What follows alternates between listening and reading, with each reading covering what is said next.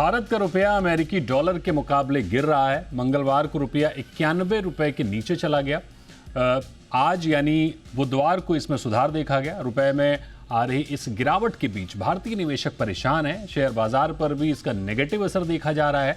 भारत पर 50% अमेरिकी टैरिफ लगने से प्रेशर है। इसके बावजूद इंडिया का एक्सपोर्ट बढ़ रहा है, व्यापार घाटा कम हुआ है। इसलिए रुपए का कमजोर होना हमारे लिए खतरे की घंटी नहीं है। भारतीय रिजर्व बैंक की टीम सिर्फ रुपया और डॉलर को देखकर दखल नहीं देती। वो एक्सपोर्ट इंपोर्ट से लेकर क्रूड ऑयल तक इन सभी चीजों पर नजर बनाए हुए है।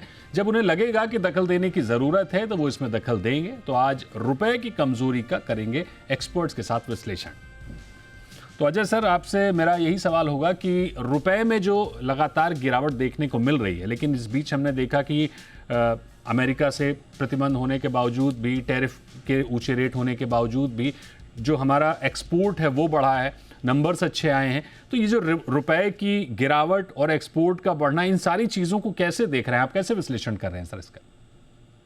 जी, वे जिस तरह से तेजी से रुपया गिरा है, दिसंबर में ही 2% गिर गया रुपया। तो इस पूरा साल के अगर आप हालात देखें तो हमारी करेंसी एशियाई मार्केट में सबसे न्यूनतम करेंसी रही है। सबसे वर्स्ट परफॉर्मर हम कह सकते हैं रुपया रहा है।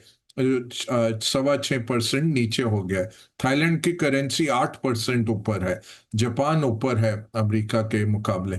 और इस सब के कारण क्या हुआ है, क्योंकि डॉलर भी वीक होता रहा है, तो यूरो के सामने हम लगभग 13% नीचे हो गए। पाउंड के सामने हम 20% नीचे हो गए। मिडिल ईस्ट क्योंकि वो डॉलर के साथ पैक्ड है, या हांगकांग डॉलर के साथ पैक्ड है, तो वहां 6.2% जो हम डॉलर के साथ गिरे वो हुआ है। ये हो क्यों रहा है? ये इसलिए हो रहा है कि एक तो जो फॉरेन इन्वेस्टर्स हैं, फॉरेन जो हम एफपीआई कहते हैं, एफआईआई कहते थे पहले, फॉरेन पोर्टफोलियो इन्वेस्टर्स जो हैं, इंस्टीट्यूशनल इन्वेस्टर्स हैं, उन्होंने 18 बिलियन डॉलर निकाले हैं इस साल इक्विटी और डेट मार्केट्स में से। तो उनकी आउटफ्लो चलती जा रही है। तो उससे क्या होता है, वो रुपए को डॉलर में कन्वर्ट करके बाहर ले जाते हैं, वो फिर कमी बनती है। दूसरा है एफडीआई जो हमारा आता था वो काफी कम हुआ है इस साल। तो वो जो कैपिटल फ्लोज आते थे इसको ऑफसेट करने के लिए वो कम हो गए। और तीसरा जो कारण है, हमारे जो इंपोर्टर्स हैं उनका काफी प्रेशर रहा है। एक्सपोर्टर पैसे बाहर होल्ड करते जा रहे हैं, बट इंपोर्टर्स क्योंकि इंपोर्ट्स इतने भारी भरकम है हमारे, 800 बिलियन डॉलर से ज्यादा है, तो इंपोर्ट और स्पेशली सोना और चांदी बहुत खरीदा गया इस साल।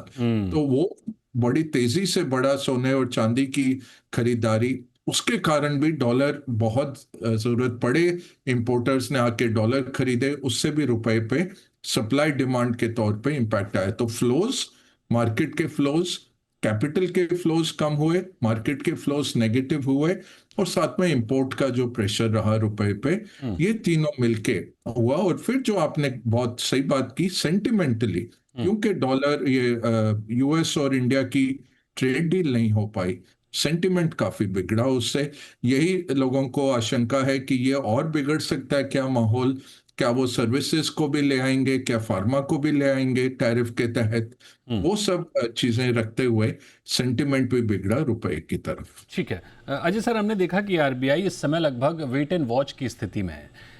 क्या ये जो गिरावट है इस पर आरबीआई इसलिए भी चुप है क्योंकि एक्सपोर्ट तो बढ़ ही रहा है, मार्केट में जो प्रेजेंस है वो मजबूत हो रही है, ये बात है? क्या इसके अलावा आरबीआई डॉलर को बेचकर इंटरफेयर कर सकता है आगे, या फिर हम रुपए को बाजार के भरोसे छोड़ देंगे जैसा कि अभी नजर आ रहा है? नहीं, आज देखें तो आरबीआई उतरा बाजार में। आज जो ऑफशोर मार्केट से ही हम देख रहे थे इंटरवेंशन आ रहा था, और जैसे ही स्पॉट रुपया खुला, वो एकदम से हमने देखा आरबीआई का हस्तक्षेप आते हुए। तो आज तो आरबीआई उतरा बाजार में। सेंट्रल बैंक का क्या काम है? देखिए, हमारा सेंट्रल बैंक टारगेट नहीं करता कोई भी रुपए का लेवल, बट वो कहते हैं ऑर्डरली मार्केट हो, ना इस तरफ ना उस तरफ, ज्यादा वॉलेटिलिटी ना हो। दूसरा, हेज फंड्स एक तरह करके, जैसे जॉर्ज सोरस ने बैंक ऑफ इंग्लैंड को परास्त किया था और स्टर्लिंग तोड़ दिया था, उस तरह से कोई हेज फंड आके एक तरफा पोजीशन लेके हमारे मार्केट्स को खराब ना करें। तो टाइम टाइम पे ये हो जाता है। अब ये 2 महीने के बाद आप कह सकते हैं आज आरबीआई बड़ी तेजी से उतरा बाजार में और लगभग 1% रुपया अपने न्यूनतम स्तर से आज अप्रिशिएट हुआ है। तो ये यही करते हैं कि पोजीशन साफ हो जाए, ये ना हो कि जो मंदी करने वाले हैं उनको एक तरफा टिकट मिल जाए और वो मंदी कर करके रुपए को कहीं और ले जाए। अब आरबीआई क्या करते हैं, आरबीआई सोच के चल रहे हैं, ठीक है, जितना हमारा कैलकुलेशन है 2-2.5% रुपया डेप्रिशिएट होना चाहिए हर साल। अभी कल जो स्वैप हुआ वो 98.2 रुपीस पे हुआ है। तो 3 साल के लिए डॉलर खरीदे आरबीआई ने बाजार से और ये कहा कि मैं ये डॉलर आपको वापस दूंगा 3 साल बाद 98 रुपीस में।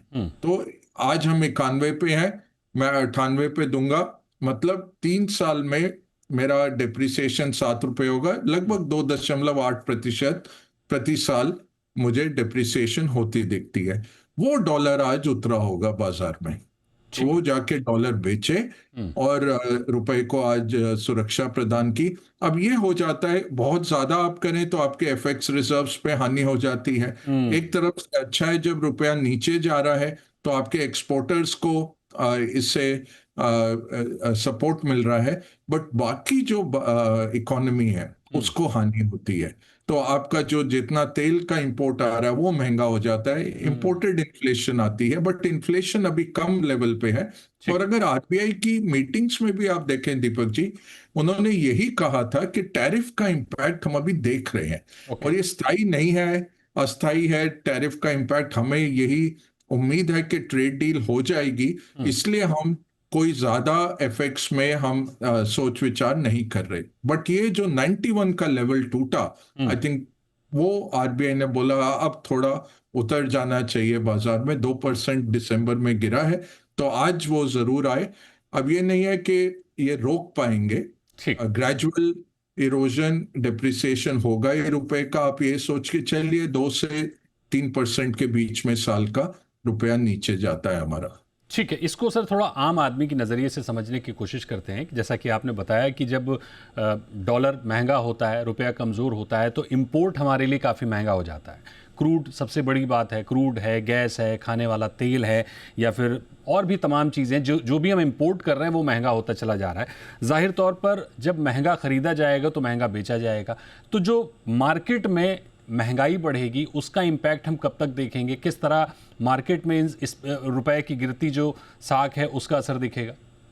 जी बिल्कुल, क्योंकि 2% आपका रुपया गिरा अब दिसंबर में, तो आपका क्रूड जो आ रहा है, बाकी चीजें जो आ रही हैं, खाद्य पदार्थ अगर बाहर से आ रहा है, कुछ सामान जो भी बाहर से आ रहा है, वो सब इम्पैक्ट हो जाता है।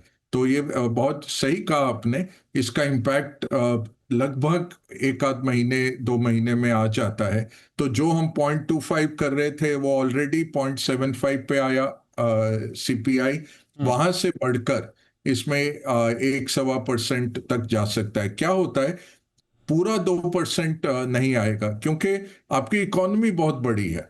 इकोनॉमी का एक छोटा हिस्सा है जो आपका इंपोर्ट है, और उसमें कितने फिक्स कॉस्ट पे थे ऑलरेडी कॉन्ट्रैक्ट, जो अब नए कॉन्ट्रैक्ट आएंगे वो नए रुपए लेवल पे आएंगे, वो सब देखना पड़ेगा। तो ऐसा नहीं है कि 2% का इंपैक्ट आ जाएगा इन्फ्लेशन पे, कुछ आएगा 0.2-0.25% जनवरी में हम आते देख लेंगे, फिर आगे बढ़ के ये पूरा फ्लो थ्रू हो जाता है इम्पैक्ट। बिल्कुल, यानी ये जो इम्पैक्ट है, जिस तरह से अजय सर ने बताया कि किस तरह से पूरे मार्केट पर पड़ेगा, आरबीआई का क्या रोल है, आरबीआई किस तरह से प्रयास जारी है उसके, हालांकि ट्रेड डील अगर हो जाती है तो काफ़ी कुछ असर हमें पड़ता हुआ दिखेगा कि रुपए की स्थिति शायद कुछ बेहतर हो जाए। तो बहुत शुक्रिया करेंगे अजय सर इस पर बात करने के लिए, हमारे साथ जुड़ने के लिए। Thank you so much sir, thanks for your time.